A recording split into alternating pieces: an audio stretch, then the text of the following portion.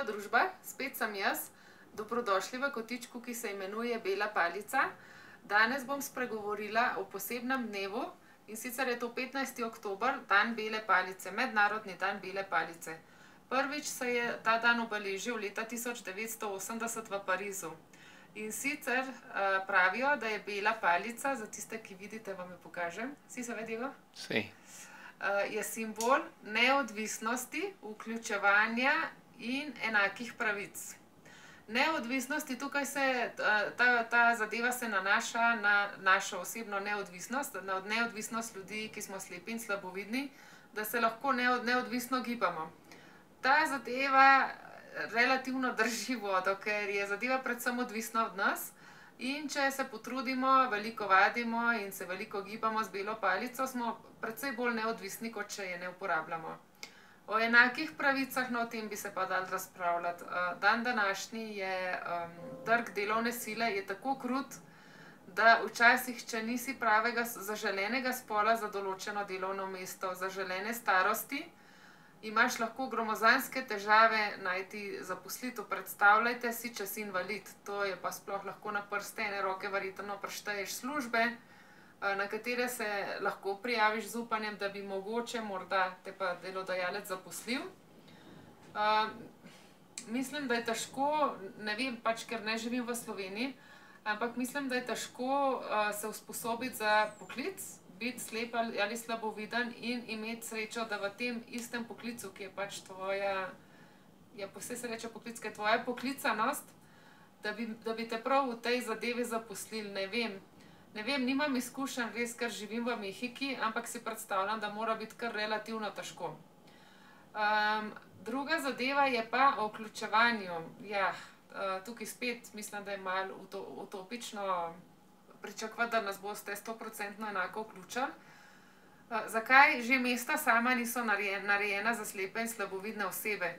Recimo tukaj v Mehiki je veliko lukenj, je veliko ležečih policajev, je veliko stebrov, recimo tam, kjer mi hodimo, včasih ni kje semaforjev, kjer bi nam pomagali semaforji.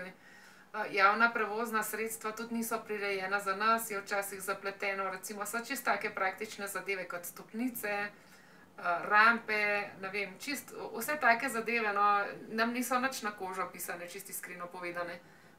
Tudi ne vem, kako je s trgovinami v Sloveniji. Če na primer pride slepa oseba v trgovino, ali se oseba sama nauči iti med policami, ali se ji kdo približa in ji pomaga z nakupi, to bi težko rekla. Tukaj jaz sama še nisem poskusila iti, če sem čisto iskrena, v trgovince, ki so blizu moje hiše, tja grem.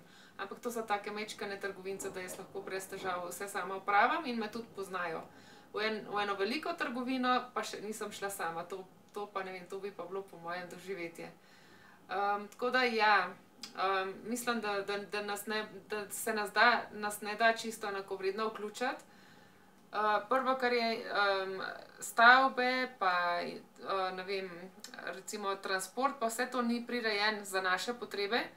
Drugo, kar je pa en povprečen človek, če nikoli v življenju ni imel stika s slepo ali slabovidno osebo, si tudi približno ne predstavlja, upam, da ne bom koga užalila, ampak kaj mi potrebujemo. In potem, ker smo drugačni, se mi zdi, da se tudi veliko ljudi nam sploh ne približa.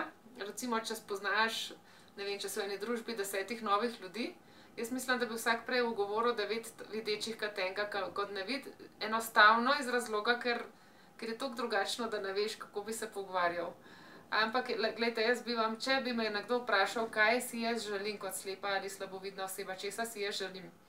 Prva zadeva, majčkeno smo drugačni, pač eno čutilo nam ne dela tako, kot bi bilo treba v večini primerov. Včasih je definitivno tudi povezana s kakšno drugo boleznijo, ampak veliko nas je pa takih, da samo ne vidimo.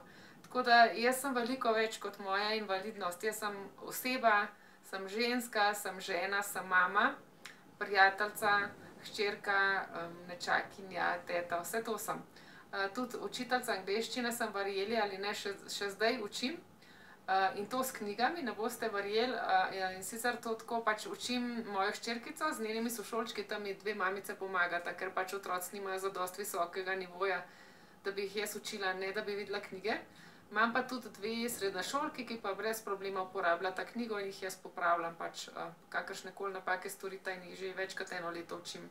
Tako da sem tudi, ja, učiteljica angleščine, sem tudi youtuberka, tako da nisem samo moja invalidnost in mislim, da je vredno spoznati me in da bi imeli kakšno zanimivo zgodbo za deliti. In si predstavljam, da pač vsaka oseba, ki je slepa oziroma slabovidna, da ima kaj takega, da bi bilo za vas zanimivo zaslišati. Tako da, če pridete v situacijo, da je v vaši družbi neka oseba, ki ne vidi, brez strahu vprašajte in se enako družite kot z vsemi ostalimi.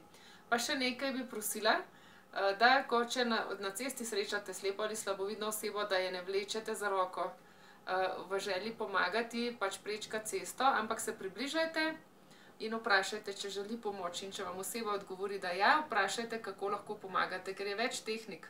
Ena je recimo ta, da se oseba, ki ne vidi, recimo z desno roko, da se prime za vašo desno ramo in tako, zdaj pravim, da je tako kot en vlakec, ne, da hodi za vami. Jaz te zadeve ne počnem, razen če je tako ozko, da se ne da drugače iti mimo.